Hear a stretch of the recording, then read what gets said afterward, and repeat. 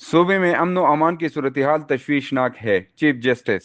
Peshawar high court کے chief justice S M Atiq Shah نے remarks دیے ہے کہ اگر فوجداری نظام درست نہ کیا گیا تو آئندہ نسلیں اس کی وجہ سے مزید مشکلات کا شکار ہوں گے، کیونکہ خامیوں کی وجہ سے ملزم بچ جاتے ہیں جو مستقبل کے لیے خطرناک ہے۔ گزشتہ روز کیسز کی سماعت چیف جسٹس کے سربراہی میں قائم 5 رکنی بینچ، جس میں جسٹس سید ارشد علی، جسٹس صاحبزادہ اسد اللہ، جسٹس اعجاز خان اور جسٹس صلاح الدین شامل تھے، نے کی۔ دوران سماعت چیف جسٹس نے کہا کہ خیبر پختونخوا میں امن و امان کی صورتحال انتہائی خراب ہے۔ اگر پولیس کو فنڈ نہیں ملتے تو کیا ہوگا اور یہ محکمے کیسے اپنے ضروریات پوری کریں گے؟ ایڈیشنل چیف سیکرٹری عابد مجید نے عدالت کو بتایا کہ 1 سال کے دوران 16 ارب روپے ضم اضلاع کے لیے مختص کیے گئے، 6 ارب روپے آنے والے ہیں، 6 ارب آنے والے ہفتوں کے دوران جاری کیے جائیں گے اور پشاور ایک مثالی ضلع ہوگا۔ چیف جسٹس نے کہا کہ موجودہ تباہ کن حالات کے ذمہ دار